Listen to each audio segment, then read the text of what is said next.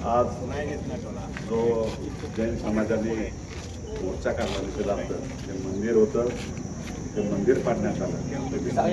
आपण विभागाशी चर्चा करून मी मुंबईला गेलो की माझ्या पक्षाचे नेते, राष्ट्रवादी काँग्रेस पार्टीचे नेते माननीय अजितदादा पवार साहेब यांच्याही मी कानावर हा विषय घालतो. माझं पत्रक आपल्या समाज बांधवाच्या वतीने मी त्यांना खूप करतो आणि झालेला प्रकार खूप निंदनीय आहे. मी पण त्याचा निषेध करतो, कारण जैन समाज हा अतिशय शांत स्वभावाचा आहे. कुणाच्या वाळ्या पाचोळ्यावर पाय न देणार आहे. स्वतःचा व्यापार चांगल्या पद्धतीने करून आपली स्वतःची समृद्धी आणि गावाची शहराची समृद्धी कसं होईल याच्यासाठी विचार करणारा हा समाज आहे.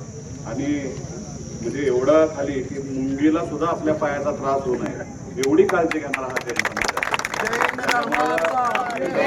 त्यांच्या पाठीशी आम्ही कायम आहोत.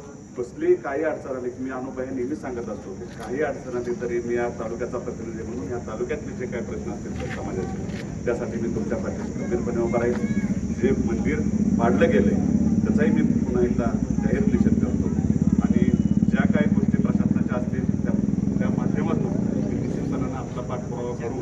आता मेहता साहेबांनी जे सांगितलेले सगळे विषय आहेत त्याचा सगळा शहानिशा करून त्याच्यावरती जे चुकीचं केलं असेल, ज्या अधिकाऱ्यांनी चुकीचं केलं असेल त्याला सुद्धा सरकारच्या वतीनं त्याला त्याचं माप त्याच्या पदरात कसं जाईल याची काळजी आपण निश्चितपणानं घेतो. पोलीस संरक्षण राज्यावर नाही आपल्या इथं तरी सांगत. आणि पोलीस संरक्षणासंदर्भात जे महाराज साधवी येतात त्यांना आपण जर पोलीस स्टेशनला जर मागणी केली तर निश्चितपणानं आपला तो प्रश्न मिटून जाईल. आपण मागणीच केली नाही तर ते मिळणार नाही. तर मागितले तर निश्चितपणाने मिळेल. जर मागून जर मिळत नसेल तर मला सांगा, मी त्याची व्यवस्था करतो.